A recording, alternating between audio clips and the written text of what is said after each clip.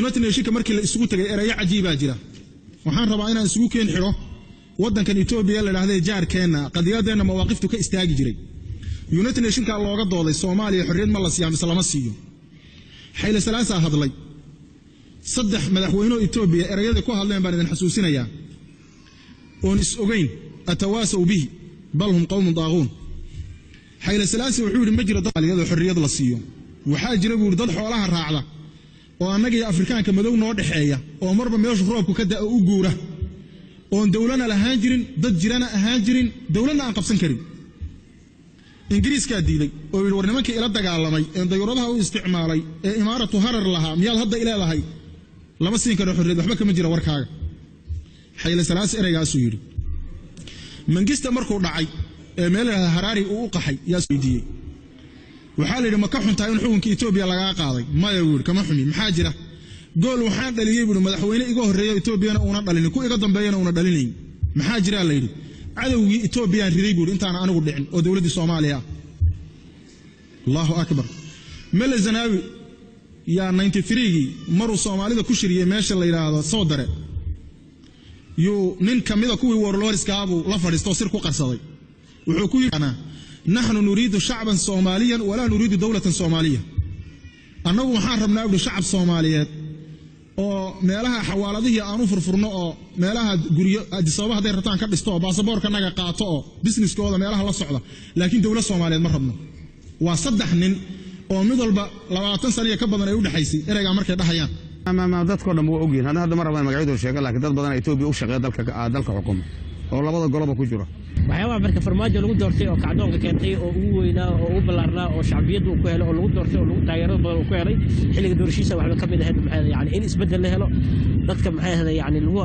xamal hay dawladaha shayna gacansaar leeyihiin oo carab lagu leeyahay oo garab maxay yani garab jiraan xaqooda in la bedelo oo maxay lala imaado dad muwaadiniin oo wadaniyiin oo sax dalka lala imaado that's why farmaajo loo doortay marka maxay yani marka farmaajo la doortay dalin qof maxay yani Ethiopian shaqeynaya waa meel islaama qaadanayaan labadaas hadal waa kaafi kala dheeriyaan qabaan Cabdiqaadir aan arkin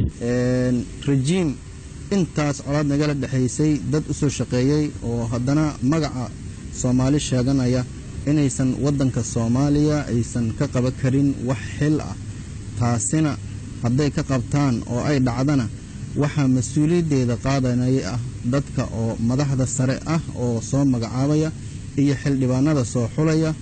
iyo maxay ahaatay dadka ahlu xal wal aqdiga Soomaaliya ah ayaa mas'uuliyadeeda qaadaya wasu'aal daaweyne dalka yaa iskale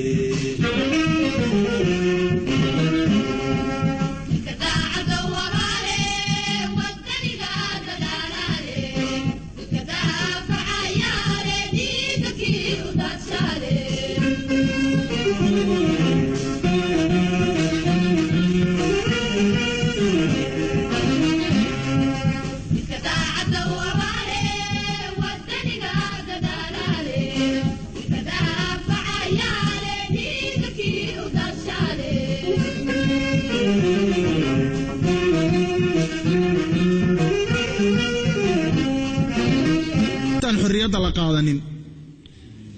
United Nations markii la isugu tagay erayo cajiib ah jira waxaan rabaa inaan isugu keen xiro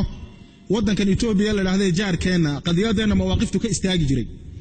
United Nations ka looga dooday Soomaaliya xorriyad ma la siiyay mise lama siiyo Hayle Salaasa hadlay saddex madaxweynaha Ethiopia erayada ku hadleen baan idin xasuusinayaa oon is ogeyn atawaasaw bihi bal hum qawm daaquun Hayle Salaasa wuxuu yiri ma jiro dad xorriyad la siiyo waxa jira buu dad xoolaha raacda oo annaga iyo Afrikaanka madow noo dhaxeeya oo marba meesha roobku ka daa u guura oo dawladna lahaan jirin dad jirana ahaan jirin dawladna aan qabsan karin Ingiriiska diiday oo yiri war nimanka ila dagaalamay ee dayuuradaha u isticmaalay ee imaaratu harar laha miyaad hadda ilaahay lama siin karo xorriyad waxba kama jira warkaaga Hayle Salaasa eraygaas uu yiri Mangista markuu dhacay ee meelaha Harari uu qaxay yaa isweydiiyay waxa la yiri ma ka xuntaa in xukunka Ethiopia laga qaaday maya wiir kama xumi maxaa jira gool waxaan dhaliyay buu madaxweyne iga horeeyay Ethiopia una dhalin ku iga dambeeyana una dhalinayn maxaa jira la yiri